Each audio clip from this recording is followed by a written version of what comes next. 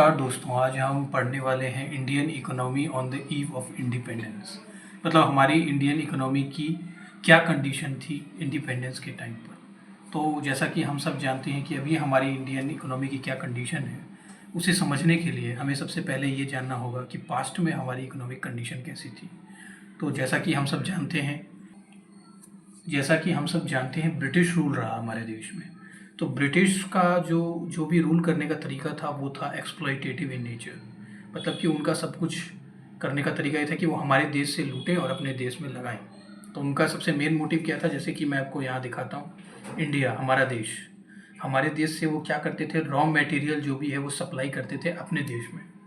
यानी हमारे से केवल वो अपने देश में सारा सामान मंगवाते थे, जो भी होता है रॉ मटेरियल होता है, और उसको कहाँ यूज़ करते थे, अपने ही देश के इंडस्ट्रीज़ में यूज़ करते थे। और जो भी उनके इंडस्ट्रीज़ में प्रोडक्शन होता था उसको वो इंडिया में मार्केट करते थे।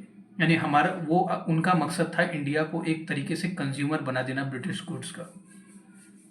और उनका अपना क्या मकसद था, तो भाई ब्रिटेन का मकसद था उनके देश में जो भी इंडस्ट्रीज़ है उसको बढ़ाना। जैसे कि आप सब जानते हैं कि स्टीम इंजन जो है सबसे पहले कहाँ आया था, इंग्लैंड में आया था। और भी कई सारे जो भी इन्वेंशन हो रहे थे वो उनके देश में हो रहे थे। तो उनका मेन मोटिव यही था कि रॉ मटेरियल इंडिया से मंगवाना और उनके देश में जो इंडस्ट्रीज़ है उसको बढ़ाना और वहाँ पे प्रोडक्शन करके उनका जो भी प्रोड्यूस है उसको इंडिया में मार्केट करना, क्योंकि उनके जो भी प्रोडक्ट थे वो बहुत चीपर हुआ करते थे इंडियन प्रोडक्ट से। तो चलिए अभी अब हम समझते हैं low level of economic development under colonial rule. यानी कि अब हम ये देखना चाहते हैं कि low level of economic development क्यों था कॉलोनियल रूल में, यानी कि अंग्रेजों के समय में हमारे देश में low level of economic development क्यों था। हाँ, तो बिफोर ब्रिटिश रूल सबसे पहले हम ये समझते हैं कि ब्रिटिश के आने से पहले हमारी इकोनॉमी कैसी थी। तो सबसे पहला जो है वो है इंडिपेंडेंट इकोनॉमी। इंडिपेंडेंट इकोनॉमी का मतलब कि हमारे यहाँ जो इकोनॉमिक सिस्टम था वो कुछ इस प्रकार था कि हम किसी भी कंट्री पर डिपेंडेंट नहीं थे। हम खुद का ही प्रोडक्शन करते थे और उसे एक्सपोर्ट भी करते थे। मतलब हम किसी भी कंट्री के ऊपर पूरे तरीके से हम डिपेंडेंट नहीं थे। दूसरा जो था वो ये था कि एग्रीकल्चर पर हमारे जो लोग हैं ज़्यादातर वो एग्रीकल्चर पर ही निर्भर थे, यानी agriculture main source of livelihood था। तीसरा, थ्राइविंग हैंडीक्राफ्ट इंडस्ट्रीज़। मतलब हमारे देश में हैंडीक्राफ्ट इंडस्ट्रीज़ थे। हैंडीक्राफ्ट इंडस्ट्रीज़ मतलब कि जैसे सिल्क एंड कॉटन टेक्सटाइल्स जो कि बहुत फेमस थे। जैसा कि मैं आपको एक एग्जांपल देता हूँ, ढाका जो कि आज बांग्लादेश में है, वहाँ का मुस्लिन एक सिल्क है जो कि बहुत फेमस हुआ करता था। उसको कहते थे मलमल खास और उसकी बहुत डिमांड हुआ करती थी। तो ऐसी चीज़ों के लिए इंडिया बहुत फेमस था। उसके अलावा प्रीसियस स्टोन वर्क्स भी जो हमारे देश के जो हैं वो बहुत फेमस हुआ करते थे और दूसरे देशों में भी वो एक्सपोर्ट होते थे दूर देशों से आके। अब इसके अलावा high quality and high standard of craftsmanship था। मतलब कि हमारा जो भी काम होता था वो या तो बहुत हाई क्वालिटी का होता था या फिर काम इतना ज़बरदस्त होता था कि लोग उससे बहुत खुश हो जाते थे। तो इन सब चीज़ों के लिए इंडिया जो है वो पहले जाना जाता था। उसके बाद जैसे ही ब्रिटिश आए तो उन्होंने कुछ पॉलिसीज़ बनाई और सबसे उनका जो मुख्य उद्देश्य था वो था to serve interest of their home country through protection and promotion. मतलब कि जो भी मैंने जैसे आपको बताया कि उनके होम इंडस्ट्रीज़ को वो बढ़ावा देना चाहते थे। उसके लिए उन्होंने कुछ पॉलिसीज़ बनाई, जैसे कि प्रोटेक्शन मतलब कि कुछ इंडस्ट्रीज़ ऐसी थी जिसको वो इंडिया में लगने ही नहीं देते थे। वो चाहते ही नहीं थे कि इंडिया में इंडस्ट्रियलाइजेशन आए। और इसके अलावा वो अपने ही प्रोडक्ट को इंडिया में मार्केट करते थे और उनका जो प्रोडक्ट होता था वो चीपर क्वालिटी का होता था, लेकिन उसमें पैसे भी कम लगते थे। तो इंडिया के जो प्रोडक्ट्स बनते थे वो होते तो सुपीरियर क्वालिटी के थे, पर उनका प्राइस हाई होता था। तो इस कारण से क्या होता था, लोग उनके ही प्रोडक्ट को ज़्यादा खरीदते थे।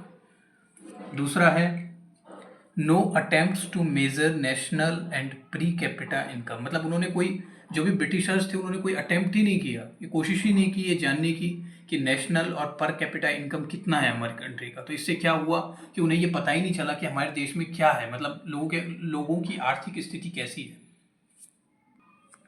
हाँ, तो ब्रिटिश ने तो अपनी ओर से कोई एस्टिमेट करने की कोशिश ही नहीं की, लेकिन कुछ जो लोग थे उन्होंने अपनी ओर से अटेम्प्ट्स ज़रूर किए।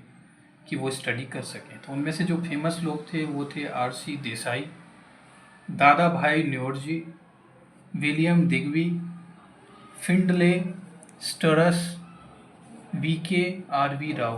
तो ये जो है वो सब इन लोगों ने मिल करके कुछ अटेम्प्ट्स किए। उनमें से जो सबसे फेमस था वो था V.K.R.V. राव का।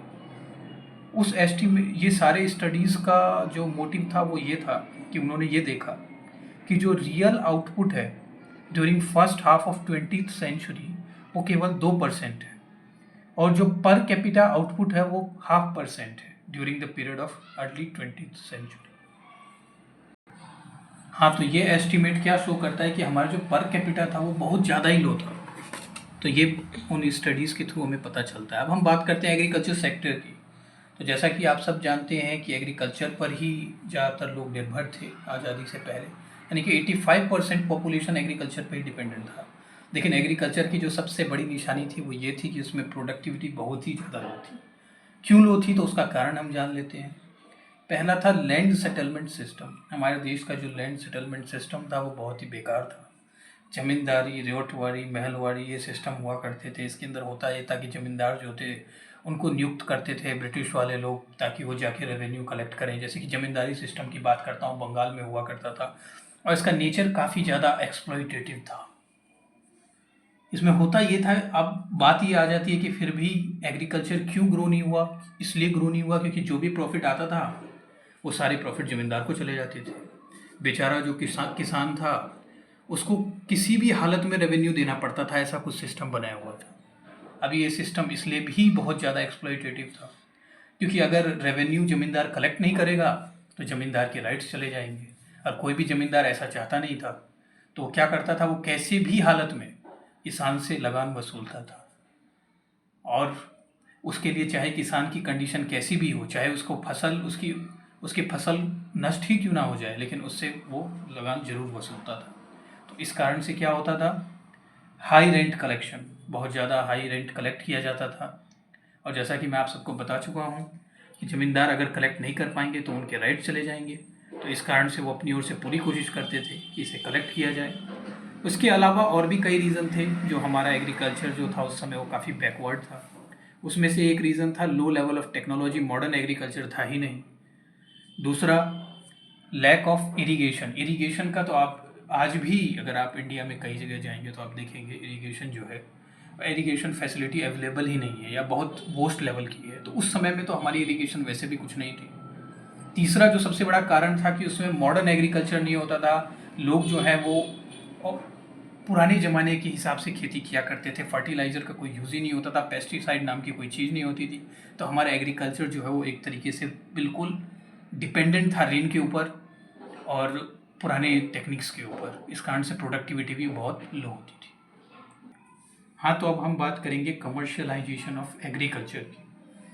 जैसा कि हम सब जानते हैं उस समय में कुछ कमर्शियलाइजेशन खेती की हुई थी, क्योंकि आप सब जानते हैं इंडिगो की खेती होती थी बिहार में, बंगाल में, लेकिन इससे किसी भी फार्मर को कोई ज़्यादा फ़ायदा हुआ नहीं, उनके इकोनॉमिक कंडीशन में कोई इफेक्ट नहीं आया, क्योंकि मेन मोटिव ही ये था कि अगर जो भी वो खेती करते थे उसको वो अपनी ही इंडस्ट्रीज़ में ले जाके यूज़ करते थे।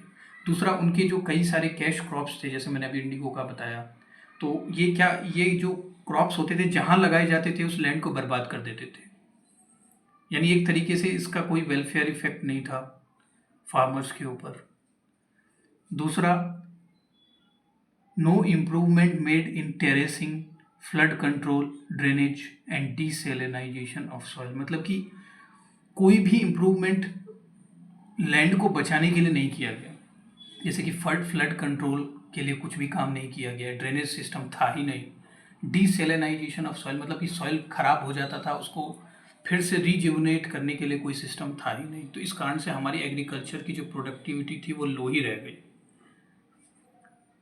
Large number of tenant small farmers has no resources. मतलब हमारे देश में उस समय में कोई बड़े किसानों की संख्या बहुत कम हुआ करती थी, ज़्यादातर किसान जो थे वो बहुत छोटे थे।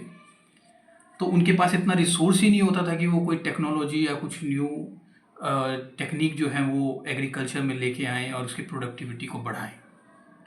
और ना उनको कोई इंसेंटिव ही उनके पास हुआ करता था कि वो एग्रीकल्चर में उसे इन्वेस्ट कर सकें। तो ये सारे जो भी कारण थे, इसके कारण क्या हुआ, हमारे देश में जो है एग्रीकल्चर वो पिछड़ा ही रह गया। तो इससे आगे के बारे में जानने के लिए या इससे आगे के पढ़ने के लिए आप हमारे चैनल को सब्सक्राइब कर सकते हैं। हम इसका अगला भाग जल्द ही लेके आएंगे।